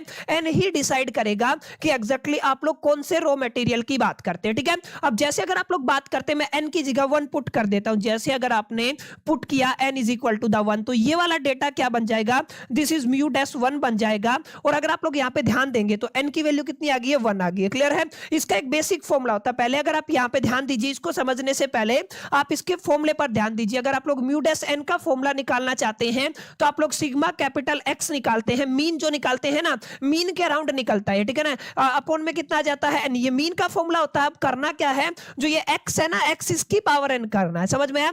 एक्स की पावर एन फिर उसका सिग्मा करना है। अब देखिए अगर आप लोग पुट करते हैं 1 पुट करते हैं, एन को कितना पुट करते हैं, अगर आप लोग 1 पुट करते हैं तो देखिए एक्स की पावर कितना हो जाएगा, 1 हो जाएगा। तो क्या बन जाएगा, सिग्मा एक्स अपॉन में एन बन जाएगा। और माय डियर फ्रेंड्स यही क्या होता है, आपका मीन होता है। क्लियर है, ये आपका क्या होता है, मीन होता है। एक तो ये आप लोग याद रख सकते हैं। लेट अस से आपको 2 पुट करना है, अगर आप लोग 2 पुट करेंगे तो ये आपका म्यू डैश सेकंड आ जाएगा, यानी कि आप लोग क्या कहेंगे, सिग्मा एक्स का स्क्वायर, एक्स को एक्स से मल्टीप्लाई करेंगे, फिर सबका सम करेंगे और आपका कितना आ जाएगा, एन आ जाएगा। क्लियर। तो इस तरीके से माय डियर फ्रेंड्स आपको क्या निकालना होता है, आपको निकालना होता है रो मोमेंट। क्या निकालना होता है, रो मोमेंट। यहाँ पे आप लोग साफ साफ देख पा रहे होंगे, दिस वन इसका फॉर्मूला है। ये अलग अलग एग्जाम्पल जो मैंने अभी आपको एक्सप्लेन किया है, कुछ इसी तरीके से माय डियर फ्रेंड्स आपको एक पर्टिकुलर क्वेश्चन को जस्टिफाई करना। अब यहाँ पे एक बार मैं इसका डुप्लीकेट बना लेता हूं ताकि हम लोग माय डियर फ्रेंड्स क्या करें, एक स्लाइड ले लेते हैं, ठीक है। यहाँ पे हम लोग समझने वाले हैं एग्जैक्टली कि यहाँ पे कोई एक एग्जांपल से मैं आपको ताकि अच्छे से क्लियर कर पाऊं। देखिए हमने किस मुद्दे पर बात की है, हम लोगों ने रो मोमेंट पर बात की है, ठीक है। रो मोमेंट का फॉर्मूला अभी अभी हमने क्या पढ़ा, रो मोमेंट का फॉर्मूला पढ़ा है sir, dash N is equal to the, आपने कहा है सिग्मा एक्स की पावर एन रहेगा, अपॉन में आपने क्या लेना है, एन लेना है। एन का मतलब होता है नंबर ऑफ ऑब्जर्वेशन। क्लियर है। अब यहां से आपसे पूछेगा रो मटेरियल, सॉरी रो मोमेंट आपको निकालना है। आप मान लीजिए आपको डैश 1 फाइंड आउट करना है, आपको mu dash second find out करना है और आपको mu dash third find out करना है। ये तमाम वैल्यूज आपको निकालनी है। मैं एक ऑब्जर्वेशन लेके चलता हूं, अपनी खुद की अंडरस्टैंडिंग के बिहाफ पे हम लोग कोई भी एक एग्जांपल ले लेते हैं माय डियर फ्रेंड्स, ताकि हम इस क्वेश्चन को क्या कर पाए माय डियर फ्रेंड्स, अच्छे से टैकल कर पाए, ठीक है। तो मैं एक डेटा ले रहा हूं, अपने हिसाब से हम लोग कोई भी एक डेटा ले लेते हैं। कुछ इसी तरीके का सवाल आपको अपने एग्जामिनेशन के अंदर भी देखने को मिलेगा, जिसको माय डियर फ्रेंड्स आपको क्या करना है, टैकल करना है, ठीक है। तो मैं फटाफट से एक बार टेबल बना देता हूं ताकि हम लोग तमाम वैल्यूज को यहाँ पे क्या कर पाए, लिख पाए, ठीक है ना। अब यहाँ पे ध्यान दीजिएगा, क्या करना है, मेरे को कोई भी एक ऑब्जर्वेशन दिया हुआ है एक्स, जैसे मैं मान लेता हूं ये आपका 10 है, ये 20 है, ये 30 है, ये 40 है और ये आपका 50 है। अगर मैं टोटल ऑब्जर्वेशन की बात करता हूं 1 2 3 4 5, टोटल ऑब्जर्वेशन कितना आ गया मेरे पास, 5, यानी कि इस फॉर्मूले का एन का वैल्यू मेरे पास आ गया है। क्लियर। अब मेरे को एक्स गिवन है, अब मेरे को मान लीजिए 1 निकालना है, कितना निकालना है, 1 निकालना है। तो ये आपका एक्स की पावर 1 ही होता है। अब ध्यान क्या देना, ध्यान ये देना माय डियर फ्रेंड्स, अगर मेरे को म्यू 2 निकालना है ना तो मेरे को सेकंड की जरूरत होगी, और अगर आपको मेरे को म्यू 3 निकालना है तो मेरे को 3 की जरूरत होगी। इसका मतलब क्या है, इसका मतलब ध्यान से समझना जो बात मैं अभी आपको समझाने वाला हूं। यहाँ पे जस्ट आपको एक कैलकुलेशन भी नहीं कहूंगा, जस्ट आपको एक मल्टीप्लीकेशन करना। जैसे आपने क्या किया, एक्स स्क्वायर निकाल लिया, आपने क्या किया, एक्स क्यूब निकाल लिया। अब यहाँ पे मल्टीप्लाई करो, क्या करो, मल्टीप्लाई करो। 10 की 10 से करोगे तो कितना आ जाएगा, 100 आ जाएगा। अगर 20 की 20 से करोगे तो कितना आ जाएगा, आपका 400 आ जाएगा। ये आ जाएगा आपका 900, 4 चौका 1600 और 5 5 2500। ये आ गया कि नहीं आया, ऐसे आपको करना है। क्लियर है। ऐसे आपको क्या करना है, 10 की 3 बार मल्टीप्लाई करोगे तो कितना आ जाएगा, आपका 1000 आ जाएगा। 2 दूनी 4 दूनी 8 और आपके कितने जीरो हो जाएंगे, आपके माइडी। अगर आप लोग 20 को मल्टीप्लाई करते हो, जैसे अगर आप लोग करते हो ना, यहाँ पे 3 बार मल्टीप्लाई कर रहा हूं, याद रखना क्यूब का मतलब क्या होता है, 3 बार होएगा ना, तो ऐसे मल्टीप्लाई करोगे 2 दूनी 4 दूनी 8, तो ये हो गया है, और 3 जीरो आप लोग यहाँ पे लगा दोगे। समझ में है ना, क्यूब है तो आप लोग क्या कहेंगे, 8 है से 9 दूनी, जैसे अगर आप लोग 90 की करते हैं, 90 मल्टीप्लाई बाय 90 मल्टीप्लाई बाय 90, ठीक है, 9 9 जा 81 हो जाएगा, ठीक है ना। इसकी इन दोनों के दोनों जीरो और मल्टीप्लाई में कितना हो जाएगा, 90। अब इन दोनों की मल्टीप्लाई करो, 3 जीरो आप सभी के पास है, 9 1 जा 9 और 9 की 8 से करो, 9 छिक्का 54, 9 7 63 और 9 8 72, यानी कि ये वाला डिजिट आ जाएगा। यानी आप लोग क्या कहेंगे, 729000, ठीक है ना। तो आप लोग क्या कहेंगे, 729000। ऐसे इसको मल्टीप्लाई करना है, ऐसे इसको मल्टीप्लाई करना है। समझ में आया। यानी कि आपको क्या करना है, आपको यह ध्यान देना है कि एग्जैक्टली आपको निकालना क्या है, ठीक है, कौन सा का आपको बेसिकली रो मोमेंट निकालना है। अब अगर आप लोग ध्यान देंगे, जैसे मेरे को म्यू 1 निकालना है, तो आप लोग क्या कहेंगे, म्यू 1 डैश निकालना है, तो हम लोग क्या कहेंगे, हम लोग कहेंगे सिग्मा एक्स की पावर एन, और ये हो जाएगा आपका एन हो जाएगा, ठीक है।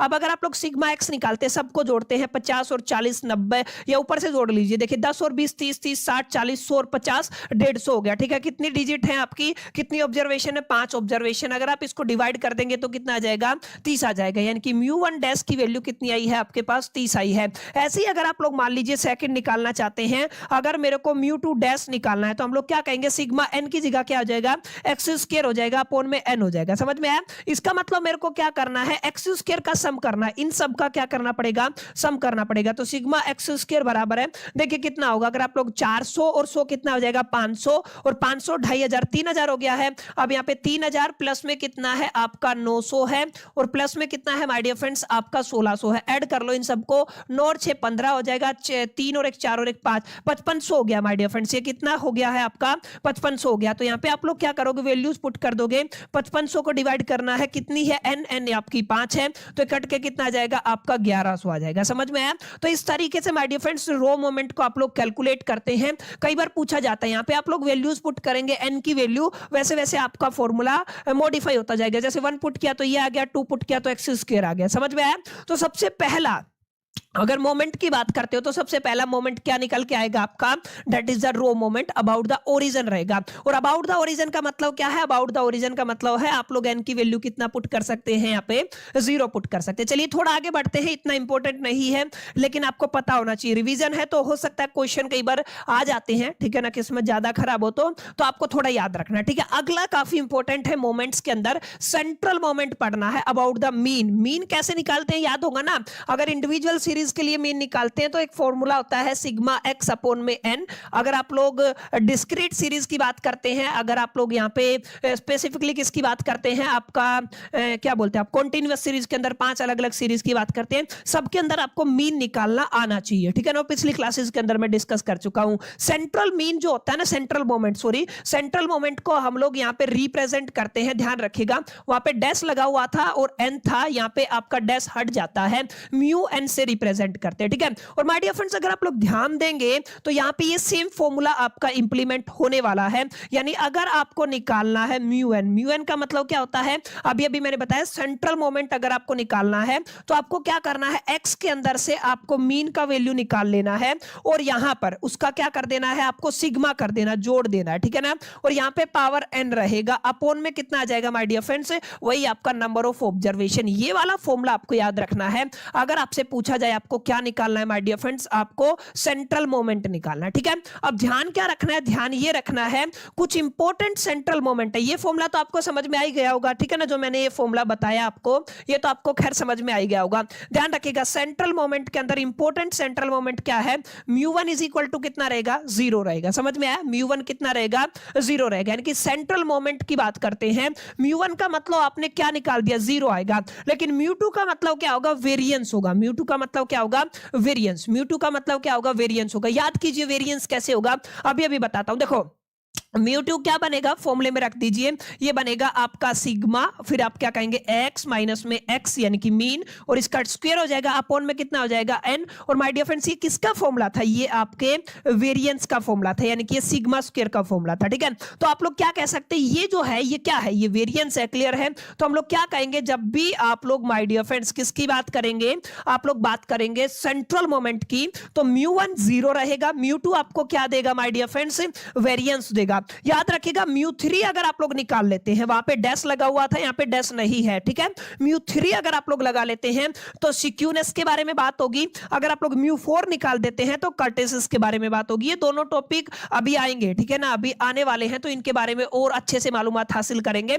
आपको याद रखना है central moment is represented by the mu N, ये इसका फॉर्मूला होता है सिग्मा एक्स माइनस में एक्स का बार, जिसको आप लोग क्या कहते हो, मीन कहते हो। इसके एंटायर पावर एन हो जाएगी, अपॉन में कैपिटल एन, कैपिटल एन का मतलब होता है number of observation. Are you getting my point? तो ये माय डियर फ्रेंड्स आपको थोड़ा याद रखना है। सेंट्रल मोमेंट में मान लो आपसे म्यू2 पूछे तो वेरिएंस पूछ रहा है, ठीक है ना। सिक्यूनेस पूछे तो आप लोग सेंट्रल वेरिएंस और म्यू3 निकाल देंगे, ठीक है ना, सॉरी सेंट्रल मोमेंट। और अगर आप लोग कर्टेसिस की बात करते हैं तो म्यू4 निकाल देंगे, ठीक है। यहां पे भी आपने देखा कुछ कुछ रिजल्ट हम लोगों ने, चलिए यहां पे म्यू4 क्या है आपका कर्टेसिस है। इसी मुद्दे पर हम लोगों ने बात की थी, ठीक है।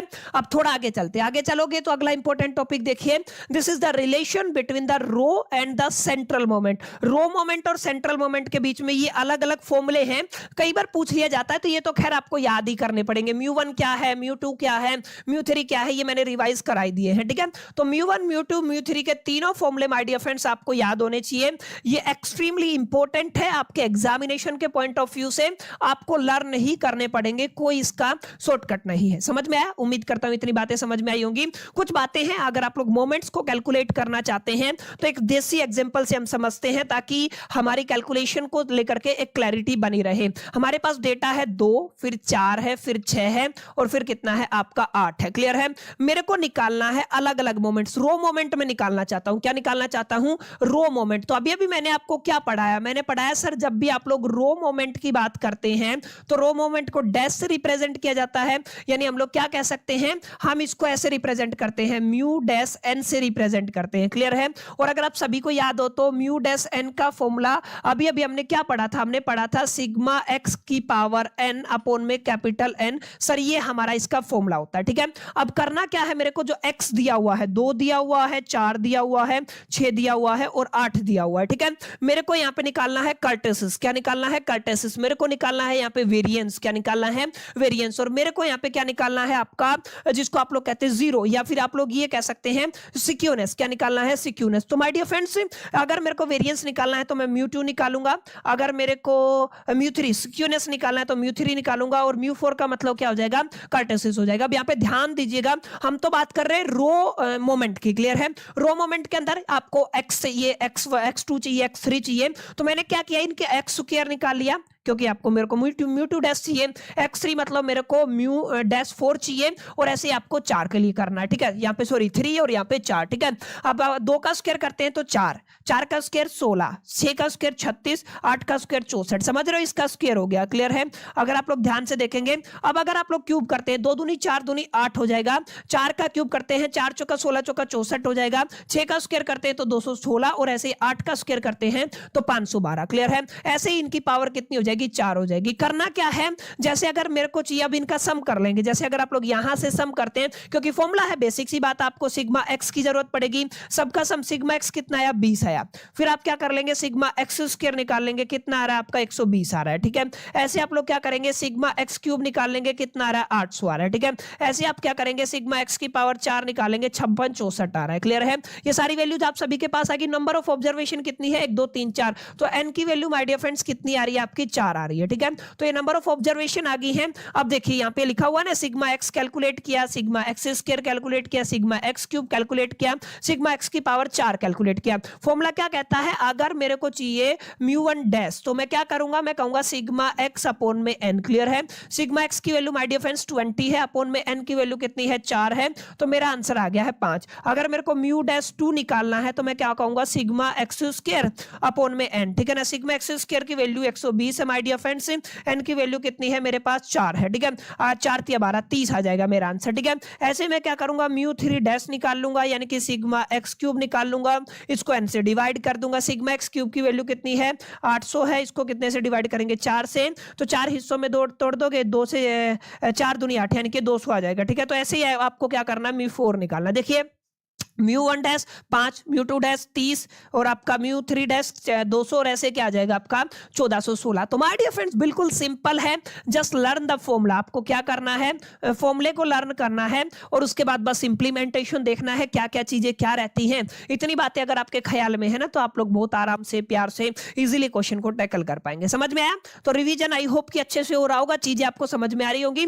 जिन बच्चों ने अभी तक भी कुछ नहीं पढ़ा उनको भी क्लैरिटी मिल जाएगा, सारे कॉन्सेप्ट आपको याद हो जाएंगे, सारे फॉर्मूले आपको लर्न ही करने पड़ेंगे, ठीक है। ये सेंट्रल मोमेंट कैलकुलेशन है, ठीक है। वही आपका जो फॉर्मूला है ना, जो पीछे आपने रिलेशन निकाला था, इन सब के अंदर आपको म्यू डैश 3 चाहिए, म्यू डैश 2 चाहिए, म्यू डैश 1 चाहिए, सारे फॉर्मूले के अंदर वैल्यू पुट करेंगे तो आप लोग म्यू1 म्यू2 म्यू3 निकाल पाएंगे, ठीक है। बहुत बेसिक सी बात है। चलिए आगे चलते हैं, काफी इंपॉर्टेंट टॉपिक है, that is the significance of the moment. क्या बोलते हैं माय डियर फ्रेंड्स इसको? Significance of the moment. ये थोड़ा आपको याद रखना है, सिग्निफिकेंस क्या क्या होता है। सबसे पहले तो ये देखिएगा, अगर आप लोग शेप ऑफ डिस्ट्रीब्यूशन को समझना चाहते हैं तो इसमें कौन हेल्प करता है, मोमेंट्स हेल्प करते हैं। अगर आप लोग डिस्पर्जन के अंदर वेरिएंस को समझना चाहते हो तो इसमें कौन हेल्प करता है, आपका मोमेंट्स हेल्प करते हैं। अगर आप लोग स्टडी करना चाहते हो एसिमेट्री, एसिमेट्री का मतलब सिक्यूनेस, तो इसमें कौन हेल्प करता है, मोमेंट्स हेल्प करते हैं। अगर आप लोग पीकनेस और फ्लैटनेस को समझना चाहते हैं जिसको आप लोग कर्टेसिस बोलते हैं, ठीक है, तो इसमें कौन हेल्प करता है, आपकी मोमेंट्स हेल्प करते हैं। अगर आप लोग अलग अलग डिस्ट्रीब्यूशन के बीच में तुलना, कंपेयर करना चाहते हैं तो उसमें कौन हेल्प करता है, मोमेंट हेल्प करता है। ठीक है, बहुत आसान है, कोई डिफिकल्ट टास्क नहीं है। एक बार रीड आउट कीजिए, गो थ्रो कीजिए, आपको समझ में आ जाएगा जो बातें मैंने आपको बताई है। ठीक है, अब सबसे इंपॉर्टेंट मुद्दे पर आते हैं, सिक्यूनेस के ऊपर, और फिर हम लोग माय डियर फ्रेंड्स सिक्यूनेस के बाद किसके अलग अलग सिक्यूनेस को पढ़ेंगे, फिर हम एक बार थोड़ा सा डिस्कशन कर्टेसिस पे करेंगे और माय डियर फ्रेंड्स हमारी क्लास हो जाएगी कंप्लीट। अब ये दोनों टॉपिक काफी इंपॉर्टेंट रहने वाले हैं, थोड़ा सा कंसंट्रेट करने की जरूरत है। ठीक है, आपको क्या करना है, सिक्यूनेस को अंडरस्टैंड करना। सर ये सिक्यूनेस होता क्या, देखो सबसे पहले अगर आप लोग सिक्यूनेस की बात करते हैं तो सिक्यूनेस अपने आप में बहुत इंपॉर्टेंट टर्म है। Skewness measure the degree of asymmetry of a distribution. किसी भी डिस्ट्रीब्यूशन के अंदर एसिमेट्री का क्या डिस्ट्रीब्यूशन है उसको मेजर करने के लिए हम क्या करते हैं, डिस्ट्रीब्यूशन के अंदर क्या निकालते हैं, सिक्यूनेस निकालते हैं। क्या निकालते हैं, सिक्यूनेस निकालते हैं। और सिक्यूनेस अगर आप लोग कैलकुलेट करना चाहते हैं थ्रू द सेंट्रल मोमेंट, किसकी बात कर रहे हो आप लोग, किसकी बात कर रहे हो, सेंट्रल मोमेंट की बात कर रहे हो जिसको म्यू से रिप्रेजेंट करते हो। अगर आप लोग सिक्यूनेस को किसकी हेल्प से रिप्रेजेंट करना चाहते हो, सेंट्रल मोमेंट की हेल्प से रिप्रेजेंट करना चाहते हो माय डियर फ्रेंड्स, तो मैंने अभी अभी बताया था आपको निकालना पड़ेगा μ3, जिसका फॉर्मूला क्या बनेगा, आप लोग कह सकते हैं सिग्मा x माइनस में x बार, और इसकी पावर कितनी हो जाएगी 3, और अपॉन में कितना हो जाएगा my dear friends capital N। ये किसको रिप्रेजेंट करेगा माय डियर फ्रेंड्स, μ3 को रिप्रेजेंट करेगा। याद रखिएगा यहां पे कुछ वैल्यूज आएंगी, क्या आएंगी, वैल्यूज। ठीक है ना, जैसे 3 रिजल्ट आप लोग याद रखते हैं। ठीक है ना, एक होता है आपका सिमेट्रिकल, क्या कहते हो आप लोग इसका, एक होता है आपका सिमेट्रिकल माय डियर फ्रेंड्स, एक होता है आपका पॉजिटिवली सिक्योर्ड, आप लोग क्या कहेंगे, पॉजिटिव सिक्योर्ड। ठीक है ना, एक आपका क्या होगा, आपका पॉजिटिव सिक्योर्ड रहेगा, और एक आपका कैसा रहेगा my dear friends, last and final negative रहेगा। तो आप लोग क्या कहेंगे माय डियर फ्रेंड्स, इसको कह देंगे ये क्या रहेगा, नेगेटिवली सिक्योर्ड। ठीक है, तो आपको याद रखना है ये कैसे हो जाएगा, आपका एक पॉजिटिवली सिक्योर्ड हो जाएगा, एक आपका नेगेटिवली सिक्योर्ड हो जाएगा। ये क्या है सर, अभी बताऊंगा, देखो ध्यान से। यहाँ पे क्या करना, टाइप ऑफ सिक्यूनेस के अंदर आपको कुछ चीजों के बिहा पे रिजल्ट पहुंचाना है। जैसे अगर आप लोग बात करते हैं माय डियर फ्रेंड, जैसे अगर मैं बात करूं ना, सबसे इंपॉर्टेंट अगर आप लोग लेके चलते कोई डेटा, तो अगर आप लोग ध्यान से समझेंगे ना, तो यहाँ पे सबसे पहले मीन, मोड और मीडियन की ही आप लोग बात करने वाले हैं। ठीक है, सिमेट्री के अंदर क्या होगा माय डियर फ्रेंड्स, तीनों चीजें सेम होंगी, यानी आप लोग अगर मीन निकालते हैं और अगर आप लोग मोड भी निकालते हैं और अगर आप लोग मीडियन भी निकालते हैं और तीनों वैल्यूज माय डियर फ्रेंड्स अगर आप लोगों के पास सेम आती हैं, तो आप लोग क्या कहेंगे, this is the symmetrical distribution. क्या रहेगा, ये सिमेट्रिकल डिस्ट्रीब्यूशन। लेकिन पॉजिटिवली सिक्योर्ड के अंदर क्या रहेगा, आपका मीन का वैल्यू सबसे ज्यादा रहेगा, फिर आपके मीडियन का वैल्यू सबसे ज्यादा रहेगा सेकंड नंबर पे, और फिर किसका रहेगा, मोड का रहेगा। क्लियर है, ये अगर ऐसा होता है, ये रिजल्ट आपको मिलता है, तो आप लोग कहेंगे पॉजिटिवली सिक्योर्ड है। लेकिन ये बिल्कुल इसका उल्टा हो जाए, यानी कि सबसे ज्यादा वैल्यू किसकी है, मोड की है, फिर माय डियर फ्रेंड्स किसकी है, मीडियन की है, और फिर माय डियर फ्रेंड्स आपकी किसकी है, मीन की है। क्लियर है, यानी कि सबसे कम वैल्यू किसकी है, मीन की है। तो हम लोग कहेंगे ये जो रिजल्ट है ये किसको रिप्रेजेंट करता है माय डियर फ्रेंड्स, ये आपकी नेगेटिवली सिक्योर्ड को रिप्रेजेंट करता है। देखिए पॉजिटिव सिक्योर्ड के अंदर सबसे ज्यादा मीन, फिर मीडियन, फिर मोड है। ऐसे नेगेटिव के अंदर मीन सबसे कम है, सेकंड नंबर पे मीडियन है, सबसे ज्यादा कौन है, मोड है। ठीक है, पेपर में आता है सवाल, नोट कर लीजिएगा अच्छे से, स्टार मार्क करके इसको याद कर लीजिएगा। ठीक है, बेसिक सा फॉर्मूला है। सिक्यूनेस क्या होता है, इसकी डेफिनेशन आपको पता होना चाहिए। और सेकंड चीज जो मैंने आपको बताई है वो क्या है, सिमेट्रिकल, पॉजिटिवली सिक्योर्ड और नेगेटिवली सिक्योर्ड की डेफिनेशन क्या होती है, उसकी कंडीशंस क्या है। अगर आप लोग मेजरमेंट की बात करते हैं ना, यानी कि अगर आप लोग सिक्यूनेस को मेजर करने की बात करते हैं, सर इसको कैसे मेजर कर सकते हैं, तो my dear friends we have 4 different type of the method. ठीक है, जिनके अंदर मैं आपको बता देता हूं। सबसे इंपॉर्टेंट क्या रहेगा, आपका Karl Pearson method, star mark कर लीजिए, 101% पेपर के अंदर आएगा। अगर थोड़ी बहुत चांसेस कम रहे इसके आने के, तो सेकंड नंबर वाला तो आप लोग जरूर मार्क कर लीजिएगा, ये डबल स्टार है, ये सिंगल स्टार है। हाँ, केलीज मेथड और मेथड ऑफ द मोमेंट्स, ये कम आपके एग्जामिनेशन के पॉइंट ऑफ व्यू से बहुत कम इंपॉर्टेंट रहने वाले। लेकिन आपको याद रखना है, कार्ल पर्सन मेथड की बात करें या फिर बाउलीज मेथड की बात करें, तो दोनों इंपॉर्टेंट है। वैसे 4 मेथड है जिनके बिहा पे आप लोग सिक्यूनेस को कैलकुलेट करते हैं। पहला कार्ल पियर्सन मेथड या पर्सन, व्हाटएवर जो भी प्रोनाउंसिएशन आप लोग इसका करते हो, बाउलीज मेथड हो जाएगा जाएगा, उसके बाद केलीज मेथड हो जाएगा, मेथड ऑफ द मोमेंट्स हो जाएगा। ठीक है, ये 4 मेथड है जिनके बिहाफ पे हम लोग क्या करते हैं, कैलकुलेट करते हैं। याद रख लीजिए, फटाफट से इसके फॉर्मूले को देखिए, फटाफट से इसको रिवाइज करते हैं। जब भी आप लोग कार्ल पियर्सन कोफिशिएंट ऑफ सिक्योरनेस की बात करते हैं तो इसको कैलकुलेट करने का बचा 2 फॉर्मूला है हमारे पास। ठीक है ना, कितने फॉर्मूले हैं, 2 फॉर्मूले हैं, याद रखिएगा। पहला फॉर्मूला होगा जब आपको मोड अवेलेबल होगा, क्या होगा, मोड अवेलेबल होगा, तो आप लोग क्या कहेंगे, ये है आपका कार्ल पियर्सन कोफिशिएंट। ठीक है ना, कार्ल पियर्सन कोफिशिएंट को आप लोग एस के से रिप्रेजेंट करते, याद रखिएगा किससे रिप्रेजेंट किया जाता है, एस के से रिप्रेजेंट किया जाता है। तो आपको क्या करना है, अगर आपको मोड गिवन है तो सबसे पहले माय डियर फ्रेंड्स आपको मीन भी गिवन होगा, क्या होगा, मीन भी गिवन होगा। तो मीन के अंदर से माय डियर फ्रेंड्स आप लोग मोड माइनस करेंगे और इसको आप लोग स्टैंडर्ड डेविएशन से क्या कर देंगे, डिवाइड कर देंगे। ठीक है, अगर आप लोग ऐसा कर पाए तो आप लोगों को जो रिजल्ट मिलेगा वो क्या होगा माय डियर फ्रेंड्स, वो आपका कार्ल पियर्सन कोफिशिएंट होगा। क्लियर, इसी की कैलकुलेशन की बात हो रही है। और आप सभी को पता है स्टैंडर्ड डेविएशन का मतलब क्या होता है, जो आपका सिग्मा स्क्वायर वेरिएंस है उसका क्या होता है, अंडर रूट। ठीक है, ये क्या होता है, आपका स्टैंडर्ड डेविएशन होता है। अगर आप लोग इसको सोल्व करते हैं तो क्या आ जाता है, सिग्मा आ जाता है। इसको आपको अपने ख्याल में और अपने जहन में रखना है। सिग्मा कैलकुलेट करने का फॉर्मूला मैं आपको बता चुका हूं, क्या होता है, सिग्मा एक्स माइनस में मीन और इसका होल स्क्वायर अपॉन में कितना होता है, एन होता है। ठीक है, ये वाला फॉर्मूला आप लोग जरूर याद रखिएगा। ठीक है, बेसिक फॉर्मूला है। अगर आपको मोड अवेलेबल नहीं है, अगर मोड अवेलेबल नहीं है तो आपको मीन और मीडियन होगा। क्या क्या गिवन होगा, एक तो आपको मीन गिवन होगा, एक आपको मीडियन गिवन होगा, ये आपको थोड़ा याद रखना। ठीक है, और मीन और मीडियन और मोड के बीच में एक रिलेशन होता है, क्या होता है, अगर आप लोग एसके निकालना चाहते हैं, एसके का मतलब कार्ल पियर्सन कोफिशिएंट निकालना चाहते हैं, तो 3 मल्टीप्लाई में हम लोग मीन लेके चलेंगे और मीन के अंदर से हम लोग मीडियन को माइनस कर देंगे, यानी मीन माइनस मीडियन करेंगे, 3 से मल्टीप्लाई कर देंगे और इसको डिवाइड वही आपका स्टैंडर्ड डेविएशन से करना है। तो आपको क्या मिल जाएगा माय डियर फ्रेंड्स, आपको रिक्वायर्ड रिजल्ट मिल जाएगा, दैट इज नोन एज, जिसको आप लोग क्या कहते हैं, आप लोग इसको कार्ल पियर्सन कोफिशिएंट ऑफ सिक्योरनेस कहते हैं। ठीक है, पीछे काफी चीजें हम लोग पढ़ चुके हैं, इसमें ज्यादा कुछ आपको लॉजिक मीन आपको निकालना आता है, मोड आपको निकालना आता है, और सिग्मा जिसको आप लोग क्या कहते हैं, स्टैंडर्ड डेविएशन, जिसको आप लोग स्क्वायर अंडर रूट यानी कि 1/2 पावर ऑफ द वेरिएंस भी कहते हैं, जो हम लोग पढ़ चुके हैं। ठीक है, अब यहाँ पे अगर आप लोग देखेंगे ना, ये भी काफी इंपॉर्टेंट है, इसके ऊपर भी न्यूमेरिकल आता है, मैंने बताया ना, बोलेज कोफिशिएंट की बात करते हैं तो माय डियर फ्रेंड्स यहाँ पे क्या होता है, मीडियन गिवन होता है। क्या गिवन होता है, मीडियन। तो ये आपको थोड़ा याद रखना है, यहाँ पे क्या गिवन होता है, आपको मीडियन गिवन होता है, रिप्रेजेंटेड बाय द Q2। इसको क्या कहते हो आप लोग, Q2 कहते हो, यानी कि Q2 से किसको रिप्रेजेंट किया जाता है, मीडियन को रिप्रेजेंट किया जाता है। और याद आया Q1 और Q2 क्या है, सॉरी Q1 और Q3 कर्टाइल, फर्स्ट कर्टाइल और आपका थर्ड कर्टाइल, जिनके बिहाफ पे हम लोगों ने काफी डिटेल में जाकर के चर्चा की थी। ठीक है, तो आप लोग अगर एस के बी की बात करते हैं, किसकी बात करते हैं, एक्स के बी की बात करते हैं,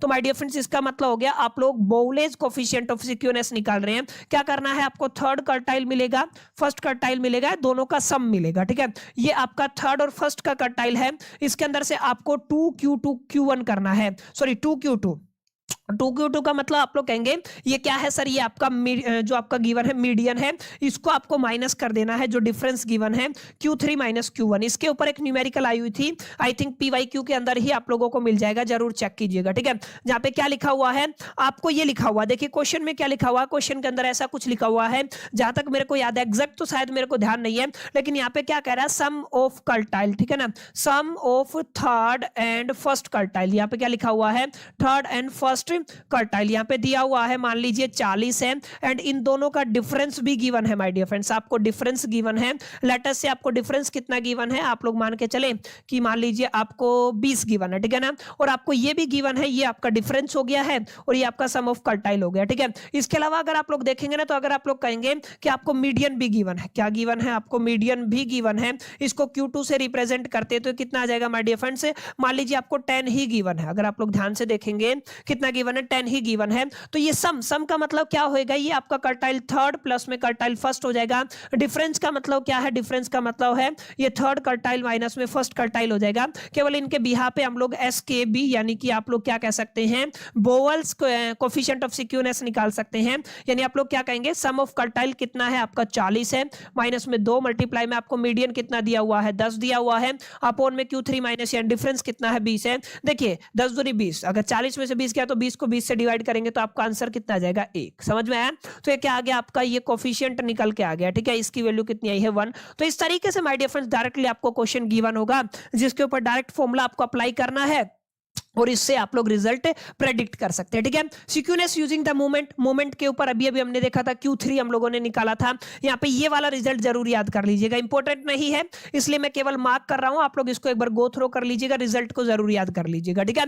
तो माय डियर फ्रेंड्स ये दोनों काफी इंपॉर्टेंट रहेंगे। Karl Pearson coefficient of the skewness पूछा जाएगा, फॉर्मूले दोनों याद होने चाहिए, इंप्लीमेंटेशन आना चाहिए, अलोंग विद आपको बोवलेज कोफिशिएंट ऑफ सिक्यूनेस पता होना चाहिए, जहां पे Q3 यानी कि कर्टाइल 3, कर्टाइल 1 और मीडियन गिवन मिलेगा। मीडियन गिवन नहीं है तो मीन मोड मीडियन के अंदर एक रिलेशन होता है, उसके बिहा पे आपको क्या करना पड़ेगा, मीन और मोड को कैलकुलेट, मीन और मोड के बेसिक कैलकुलेशन के बिहा पे आपको मीडियन कैलकुलेट करना होता है। चलिए आगे चलते हैं।